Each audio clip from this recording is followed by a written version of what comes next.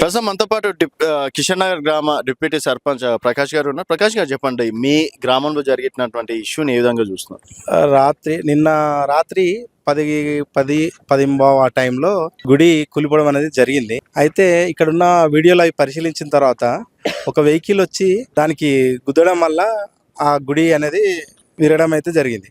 అయితే ఆయన ఆ విరగొట్టిన అతను పర్సనల్ ఇంటెన్షన్తోని విరగొట్టాడా లేకపోతే చూడకుండా విరిగిపోయింది ఆ గుడి అనేది పూర్తిగా సమాచారం అయితే లేదు.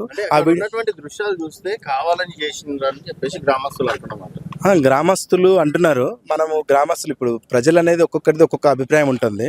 మనం అనేది పూర్తి ఎంక్వైరీ చేసిన తర్వాత దాని గురించి ఒక అవగాహన వచ్చిన తర్వాత ఒక క్లారిటీ ఇస్తే బాగుంటుంది.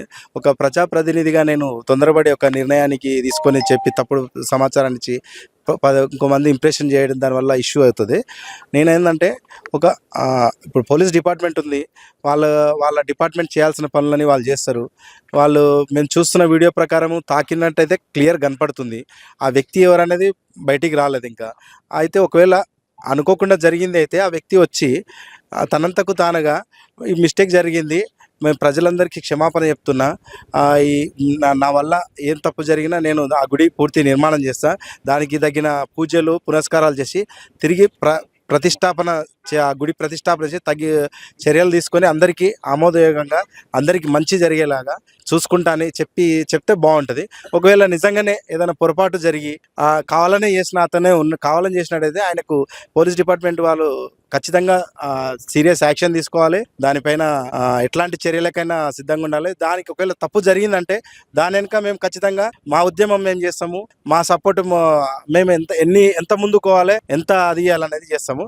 కాకపోతే డిపార్ట్మెంట్ అనేది చూసుకుంటుంది ఇది బాధ్యతను. అది చూసుకున్న తర్వాతనే మేము ఒక నిర్ణయానికి వస్తాం. మా గ్రామ ప్రజలు కానీ మా గ్రామ ప్రజలందరి తరఫున నేను చెప్తున్నా. కానీ నేను ఇక్కడ నుంచి ఇవ్వాల్సింది ఏంటంటే, ఇప్పుడు అంతా ఇది చాలా సెన్సిటివ్ విషయము. ఈ సెన్సిటివ్ విషయాన్ని కొంచెం నిదానంగా ఆలోచించండి.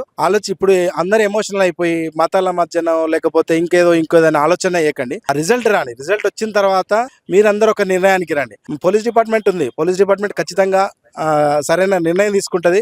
ఆ నిర్ణయం వచ్చిన దాంట్లో ఖచ్చితంగా కావాలని చేసినప్పుడు మన యాక్షన్ మనం చూపిద్దాం. అప్పటి వరకు ఎవరు కూడా, నేను మిమ్మల్ని అందరినీ ఇక్కడ ఉన్న మన గ్రామ ప్రజల్ని కోరుకునేదంటే, మన గ్రామానికి ఒక మంచి పేరుంది, శాంతి భద్రతలతో మంచిగా నడిపించుకుందాము.